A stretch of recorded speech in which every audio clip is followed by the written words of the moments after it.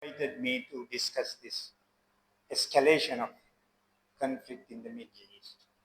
And many of these moderators of these programs, the first question that they asked me was, why is this sudden escalation? My answer was, it is not sudden. It has been there for a long time, for many, many decades. That is where I will begin my speech. In order to explain the reasons behind targeting Iran like this, I would like to quote a statement by a very high ranking US official, politician. He is Anthony Blinken.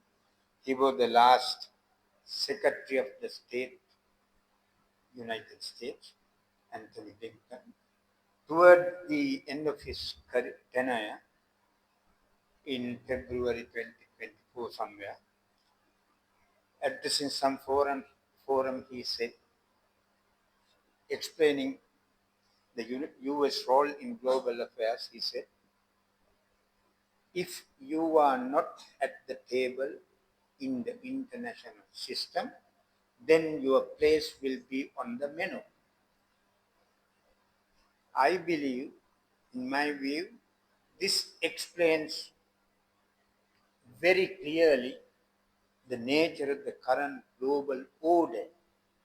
There are certain actors who are at the table, and there are so many other actors who are on the menu. So these actors who are at the table want to take Iran as an item in their menu. This is how we can explain this situation. Okay. So this attack and counterattacks, what is now known as the 12-day war, is not new. It has been there for many, not years, really decades. If I am to give you just few examples to prove that point, on 1st April 2024, Iranian consulate in Damascus, Syria, the sovereign and independent country, was attacked by Israeli air forces, killing nearly 16 Iranians, including high-ranking officers of the Revolutionary Guard. That was a gross violation of the international law. That I will deal with that briefly later. Then that is one event that explains this is not new. It has been there for a long, long time. Then my other example is in 2007, a high-ranking US Army officer whose name is General Wesley Clark, during an interview with one of the many US television channels, its name is Democracy Now. If you are interested, you can watch that on the YouTube. During that interview, General Wesley Clark, I told you he was a general in the US Army. Not only that, he was a one-time commander of the NATO, North Atlantic Treaty Organization forces. So such a powerful man. During his interview with Democracy Now, he said immediately after the 9/11 attack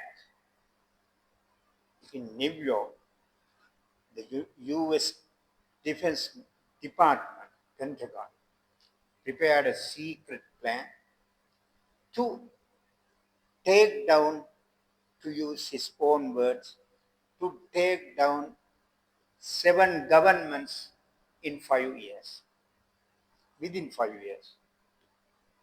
7 governments. What are these 7 governments? Iraq, Libya, Syria, Lebanon, Somalia, Sudan, Iran. Now, ladies and gentlemen, you see, of these 7 countries, it is only Iran still standing on its feet. So it has been there for a long time. Then one more thing, one other example. During the administration of George Bush Jr., that was from the year 2000 to 2008, during his second term, they had plans to attack Iran using smart nuclear weapons. I'm no military expert. I'm just quoting the reports, using smart nuclear weapons. According to their explanation, the purpose was to prevent Iran developing a nuclear weapon. That also I will deal with later. So, for it was not implemented. This military plan was not implemented during George Bush Jr. during his term. Then came Barack Obama as the president of the United States. However, he dropped that idea for a while and started negotiation with Iran regarding Iran's nuclear program. In the year 2016, President Obama was able to enter into some kind of agreement with Iran with the support of several other major world powers. That agreement is known as JCPOA, that is Joint Comprehensive Plan of Action. The actors behind that agreement was, on one side, Iran, and on the other side, the 5 nuclear powers, USA, China, so on, and plus Germany. Under that agreement, Iran agreed under the JCPO Act, Iran agreed to certain conditions relating to its nuclear program. And on the side of the United States, USA government agreed to lift some of the harsh sanctions imposed on Iran. Then in 2016, President Donald Trump came into power. That was his first term. He unilaterally abandoned this JCPO agreement. I think this is very, very important. Why it is important? Many global players, many governments who issued some kind of statement regarding this 12-year war, including the government of Sri Lanka, called both USA and Iran and Israel to return to negotiating table. But the problem is Iran was in negotiation with the United States and entered into an agreement which was later abandoned by the US administration itself. And when it comes to the present day scenario, Iran was in dialogue with the United States from April this year. There, by the time Israel launched its massive military air assault, they have held 5 rounds of talks. discussions. The sixth was to be held on 15 June in Oman, Oman capital, with 2 days remaining for the beginning of the sixth round of talks. Israel unilaterally launched its air assault on Iran. So it's an irony on the part of certain governments of the world to call for Iran to return to dialogue and return to negotiating table. Just I would like to give you one example. The statement issued by our own foreign ministry immediately after the Israel attack on Iran, it has only 3 sentences. This is not a criticism, but this is what has happened. It is only 3 sentences. It says in the second sentence, the government of Sri Lanka, or the foreign minister of this country, says, we urge both countries to exercise restraint and engage in dialogue and pursue diplomatic initiatives. Don't you think this is, to say the least, a joke? Why? Iran was in dialogue, was having talks with the powers concerned. Okay. Right. Then what I have been discussing was the sequence of events that escalated in the month of June in this year. Another example that I would like to cite is that from 1980 to 1988, Iran was at war with Iraq. That war was initiated or instigated by the United States and the United Kingdom, unfortunately. Hope you remember during that war, then Iraqi ruler Saddam Hussein used chemical weapons against Iranian forces and even against his own people, who helped Saddam Hussein to produce chemical weapons. It was none other than the United Kingdom and the United States. Then another example, I'm going further back into history. In the year 1951, Iranian parliament, which is called Majlis, elected a prime minister with overwhelming majority. Nearly 90% of Iranian MPs voted him into premiership, Mohammad Mossadegh. Then immediately, just few months later, Mohammad Mossadegh nationalized Iranian oil industry, which was in the hands of British Persian Oil Company. That oil company is now known as BP, or British Petroleum.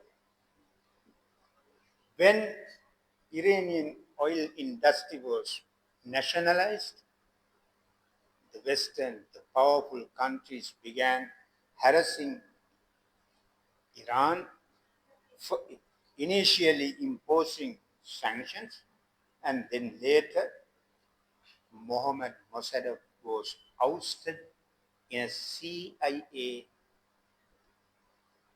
organized coup in 1953. Here, there is another aspect of this story. When Mossadegh was ousted, they took Mossadegh to courts, citing some allegations.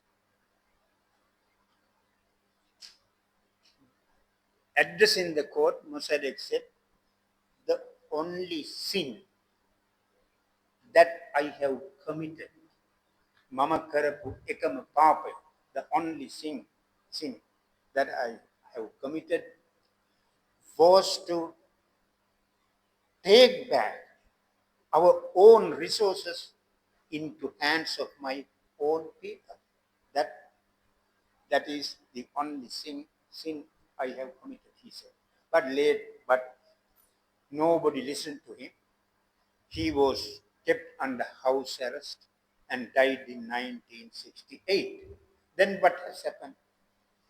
Then Iran was ruled by a monarch, Mohammad Reza Pahlavi Shah. He was on the throne since 1942 until the Iranian Revolution, Islamic Revolution in 1979. During that time, United States was an ardent supporter, a backer of the Shah regime. During that period, the United States gave its full support to Shah to begin a nuclear program. When this was questioned, now you see the hypocrisy of the powerful countries. When they are stooge or their ally was in power in Tehran, they helped him to develop nuclear program. Once he was ousted in Iranian Revolution in 1979, they went against the very same nuclear program Iran has started with the backing of the United States and other powerful countries of the world. This was questioned by a journalist from now he's gone, he's dead. Then U.S. Secretary of State Henry Kissinger, and not only he was the State Secretary for some time, not he was one of the pioneers of United States ideology, international philosophy. When he was questioned why this double standard, this is what Henry Kissinger said. Then Iran was our friend. Now you hope you will understand. If a country is your friend, you can have nuclear programs. You can develop even nuclear weapons. It doesn't matter. If you are not in good terms with the powerful countries, then it is a taboo that is prohibited for you to develop nuclear weapons. So my last example. So I said one, the Israel attack on Iranian consulate in Damascus. Then what General Wesley Clark revealed during an interview. Then I quoted Barack Obama's agreement with Iran. Before that, senior George Bush plans to wage war with Iraq using smart nuclear weapons. And the other one that I spoke to you about, the ouster of Prime Minister Mohammad Mossadegh for the only reason that he nationalized Iranian oil industry. The last example is in 1917, Iktaskan Siddharth, Lord Balfour, one time Prime Minister, one time Foreign Minister of then England or the United Kingdom, made a promise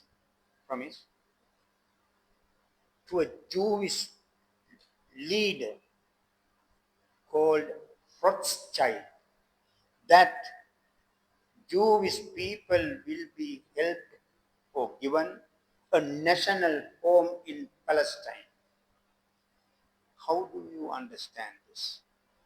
What right that the United Kingdom of Lord Balfour have to promise a Jewish leader to demarcate a separate state for Jews in somebody else's land?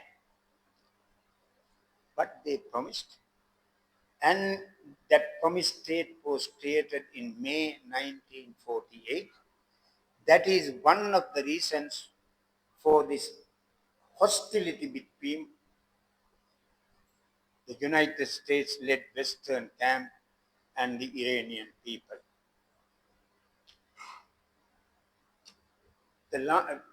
The US President before Donald Trump, Joe Biden, in 1986, then he was a senator representing the state of Delaware. During a speech, he said, if there was no state called Israel in the Middle East, the United States would have to create it in order to safeguard our vital interests there. Now, gentlemen, I hope that you have followed what I have been telling. This has been this hostility to make Iran, not only Iran, all the Middle Eastern countries, their subordinates. That plan has been there for a long time, for decades and decades. Then what is the reason? That is what I want to highlight. The reason is the same reason that they ousted Mohammed Mossadegh. That is, to control Middle Eastern Gulf state oil resources to use them for their own benefit. That is the reason. That is the main reason. There are other reasons as well, but that is the main reason. To grab Middle Eastern oil resources and to use them for their own benefit. This is the reason for the long time animosity, hostility with Iran and other Middle Eastern countries. When it comes to Middle Eastern region, there are a number of, I'm telling you, this is the truth, harsh truth. There are a number of countries which are ruled by monarchs. They have aligned with the United States for a long time. Countries like Saudi Arabia, Oman, Qatar, so on. There were few countries which resisted US domination. What are these few countries? Among them, one was Iraq. And gentlemen, I must say, Iraq was ruled by a dictator. There is no question about that. But that's a different story in here.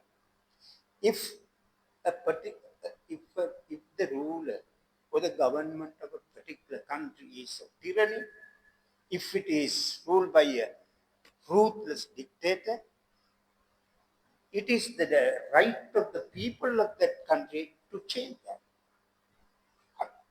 Outside country has no right to do that, but it has a duty. But that duty has to be carried out within the framework of the accepted international system. What, what is the international system that is available right now for such resolution of such conflict is the United Nations. So, Iraq, for some time, it resisted US domination over its oil resources, so on. And you know, Iraq was, in fact, it was reduced to rubbles. In 1990, in the month of August, Iraq invaded Kuwait. Make that invasion an excuse. USA launched a massive attack on Iraq in 1991. That military operation was codenamed Operation Thunderstorm, and it was commanded by a general called Norman Schwarzkopf. After this war is now known as the First Gulf War. After the First Gulf War, during an television interview, General Norman Schwarzkopf said, "We pushed Iraq back into Stone Age." So was the devastation that they caused to Iraq, which is the land of the oldest, to my knowledge, if I am wrong, please correct and point out, the oldest human civilization, which is little more than 7,000 years. Then there was the country called Libya. Yes, Libya also had a one-party government. It was also ruled by a kind of dictator, Muammar Gaddafi. But under Gaddafi, Libya, and almost a desert, was turned into a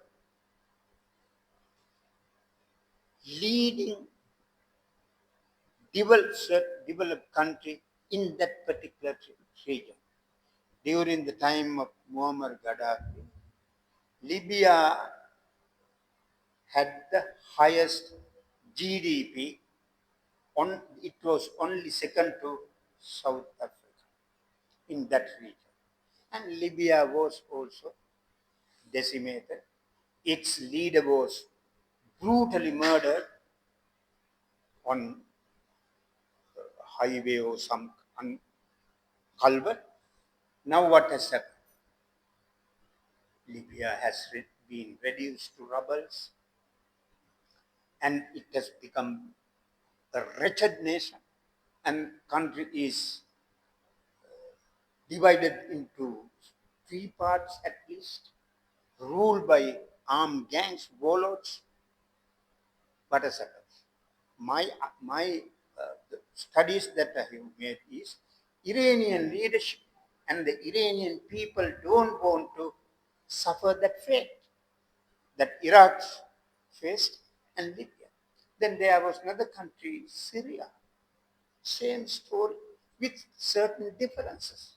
You know, last year, Syrian president was also ousted. According to some reports, now he is in Moscow. And fierce, dreaded terrorist group has taken over power in Syria.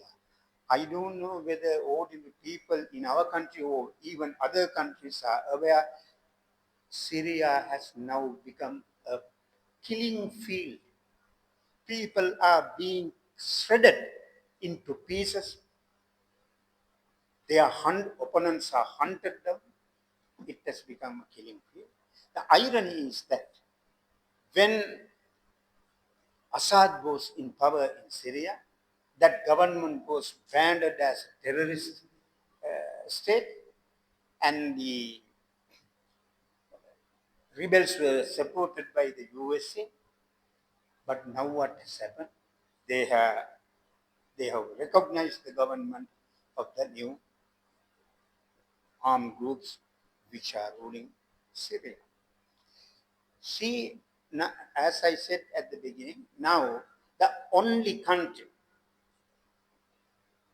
that accepted the challenge posed by the United States in this region is Iran. Iran has a long history, a great civilization. I don't say that I know everything about this Iranian civilization and culture, but it's a known fact that Iran has a great culture. and history, science, art, religion, so many achievements. So Iranian people seem to be determined that they should protect, safeguard their independence and sovereignty. This is the reason behind targeting Iran. Iran since 1980, after the end of the war with Iraq, Iran has never invaded, has never gone to war with any other country. Yes. Now, what is the excuse that the powerful countries, hegemonic countries, are using to topple Iranian current government and make a regime change in that land? What is the excuse that they present? That is, Iran is in the process of developing a nuclear weapon. Let's see whether this accusation justification is genuine, true, or not. To prove that, let me cite an example from the Iraqi war, the war against Iraq. You know, Iraq was in. First, there was a massive war against Iraq in 1991. According to Norman Shaw's scope, Iraq was pushed back into Stone Age. Then in 2003, Iraq was invaded and occupied. Now that country is divided into three parts, and it has also become a wretched country. I, I need to quote some other statement by then UN official. He said, as I remember, he was Dennis somebody, an Assistant Secretary General of the United Nations. Sorry, Scott Ritter. He said, at the time of the first Gulf War, that was in 1991, he called Iraq the most urbanized, the most industrialized country in the Middle East. Now that country has been reduced to rubble. So then, then in 2003, when they went to war with Iraq, what was the justification that they presented? They said, when I say they, it means the United States, the United Kingdom, and other Western countries. They said, Iraq under Saddam Hussein was having a huge arsenal of weapons of mass destruction. If a man like Saddam Hussein, according to their branding, a brutal dictator, having such a huge arsenal of weapons of mass destruction, is a formidable threat to world peace and security. That is why we are going into Iraq. But now, how many years from 2003 to 2025? Now it is more than 20 years. None of these alleged weapons of mass destruction were found. Likewise, they presented this kind of same excuse or justification when they want to topple the government of Iran, current government of Iran. That was, Iran was making, was and is in the process of making a nuclear weapon. If that happens, I mean, if Iran becomes capable of producing a nuclear weapon, that's an existential threat to Israel and other countries in the region. So our effort, our endeavor is to prevent Iran developing a nuclear weapon. Let's see whether this accusation can be proved with facts. This is what I know. There may be others who know other aspects. This is what I know. Yes, one, as I said before, during the regime of Shah Reza Pahlavi, there was a nuclear program. Then later, after the Iranian Revolution, Iran's supreme leader decided to drop the idea. As I remember, it was in 2003. But they had a peaceful nuclear program. Nuclear energy, nuclear power can be used to produce a weapon as well as for the purpose of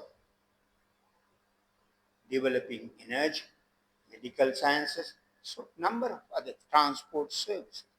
Iran said our nuclear program is for peaceful purposes and it is within the accepted international standards and mechanisms.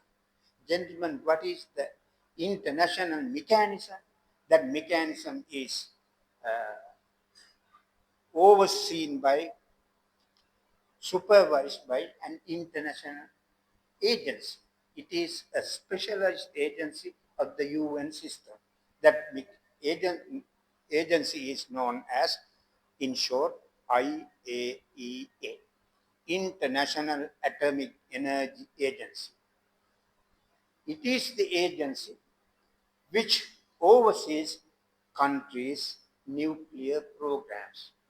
And there's another international agreement that deals with nuclear programs of UN member countries. That international agreement is called, in short, NPT. It means Nuclear Non-Proliferation Treaty. That was came into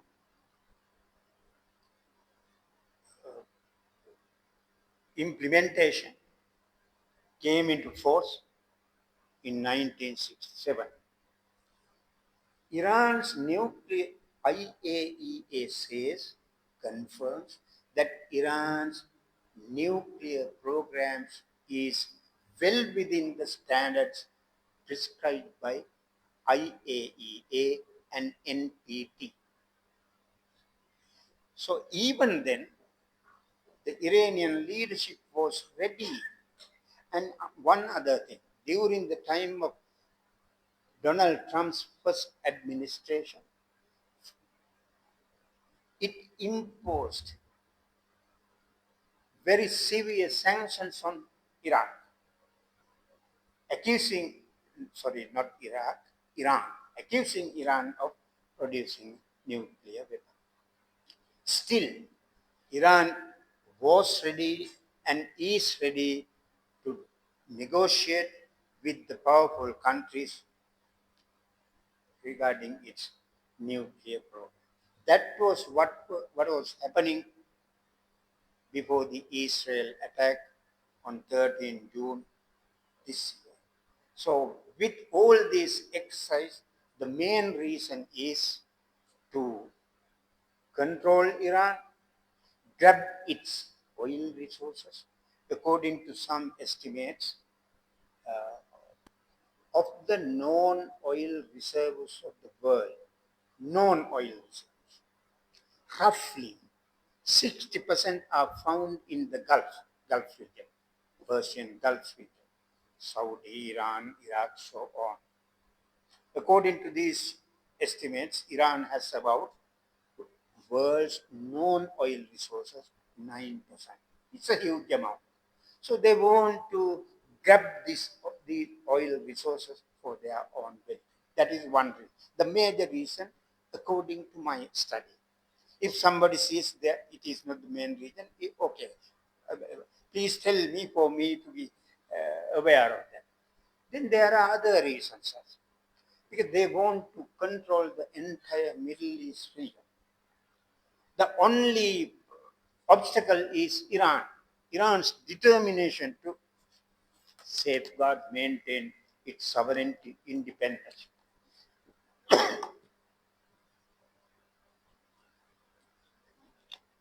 And one thing that we need to understand is basic reasons behind this exercise is that we need to understand the current global order. In any given epoch of history, there is a particular global order. The global order now we can see is dominated by a handful of rich, powerful, in terms of economic strength, in terms of military might, handful of countries. There are several power centers. One is the power center led by the United States, European Union, and supported by Japan, Australia, South Korea, New Zealand, so on. Then there is China. Now China has become a major challenge to the US domination in global affairs, again in terms of economic strength and military power as well. Even in 1990, China was not in the list of the not in the on the top of the list of the powerful economies. Now, by the dawn of the 20th century, China has become the number two economy. According to US own researchers, China will be overtaking USA in few years' time. So they want to contain China, if necessary, to wage war with China using some exercise, for which they want to isolate China from its allies and friends. China and Iran they have their own problems, but they have appreciable cooperation with these two countries. In order to weaken China, you need to weaken Iran. And one other power center is Russia. Yes, you need to weaken Russia as well in order to maintain their domination over global economy, political institutions, so on. These are the major reasons behind this continuing war against Iran. They came after the 12-day war. President Donald Trump declared a ceasefire, and immediately Israel agreed. Really. Now there is a so-called ceasefire. But it's a ceasefire, it means it will start again. Why?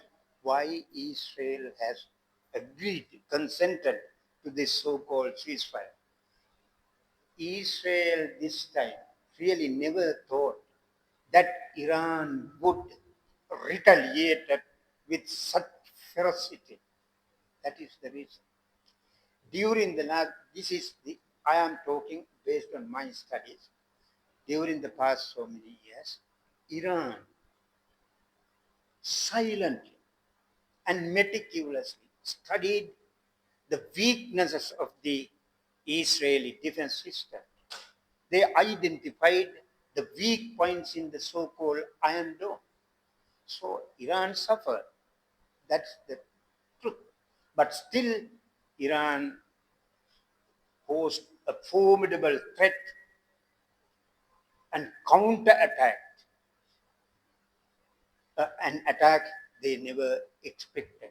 So they decided, okay, we will take time.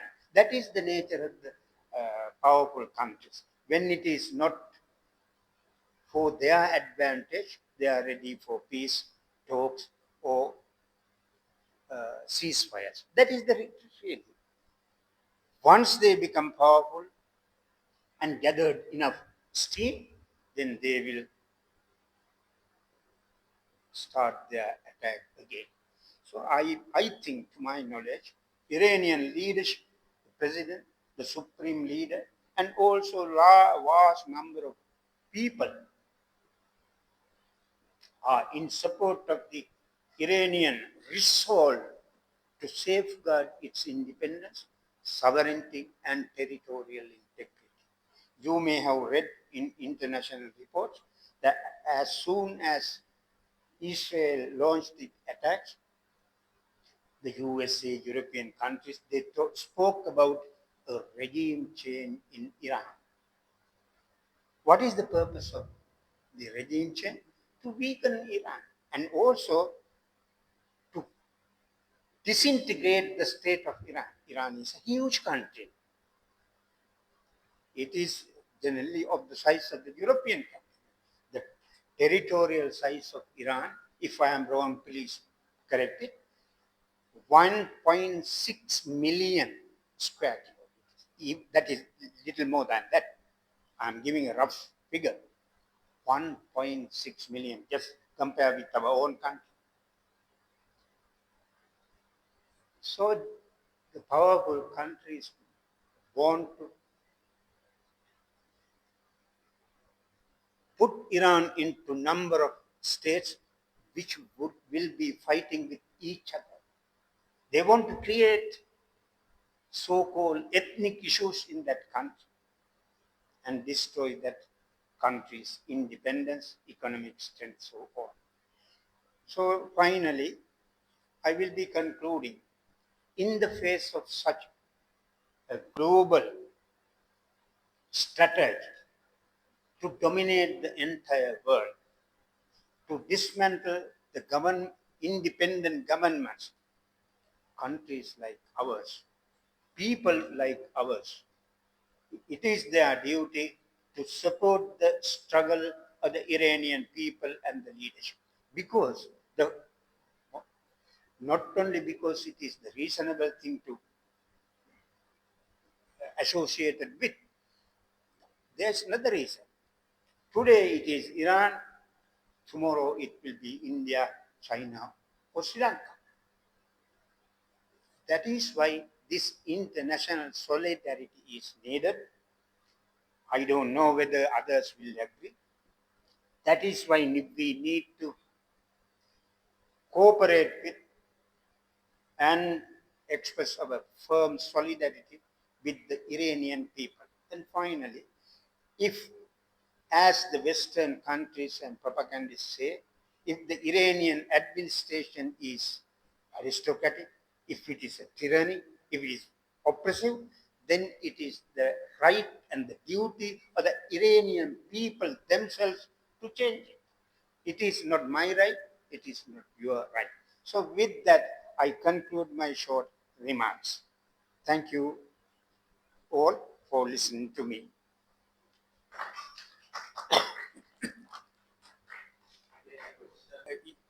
Before questions, Israel attack on Iran, US attack on Iran, it's a gross violation of international law and norms. The major international instrument that deal with international peace, maintaining international peace and security is the Charter of the United Nations. Charter of the United Nations begins with these words, I quote, to save succeeding generations from the scourge of war. That is the purpose, ultimate objective of the United Nations. When you wage war against other countries without any justifiable reason, that's a gross violation of the UN Charter. Then there are a number of other clauses. In the event of an outside attack on a UN member country, counter these attacks in self-defense only. It is also only when, only till the UN Security Council takes that matter into its own hand. Invading another country is the supreme crime some country can commit according to the Nuremberg trial judgment. Okay. Why Israel attacked Iran and retaliated, but you visited drawn to the extreme of decimating Zions. Decimating? Ceasefire. Yes. Visited drawn down and they decimated the Zions. I think as I already answered, now during the last several, really decades really, there were intermittent attacks by Israel on Iranian cities and sometimes nuclear facilities. This is not the first time. But then Iran's response was not so effective, or I prefer to use the word ferocious. They never expected such an attack.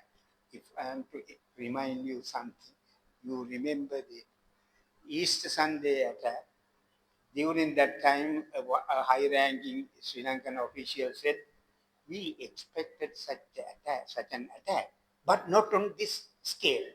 Likewise, both Israel and the United States didn't expect such an counterattack of such magnitude. I think that is the reason they decided for a ceasefire. Not genuinely, not genuinely. It is the nature of the imperialism. It is the nature of, I don't know whether you agree, really, the power of this United States is an empire. It has nearly 1,000 military bases, facilities, installations all over the world. Why do you want to have such a military network if you are a democratic, peaceful country? That is what I say. But we need to say that powerful countries are very clever in a way because they have money. They can buy intellectuals, they can buy media people, they have their own media empire, so they paint a different picture. Therefore, someone would say, no, that is not the reason. Iran is a tyranny. It's a dictatorship. It's ruled by some extreme clerics. Okay, that is why we need to. It violates human rights, so on. But my view is that if Iran's rulers are tyrants, if they violate fundamental rights and human rights, then it is the duty and the responsibility of the Iranian themselves, people themselves.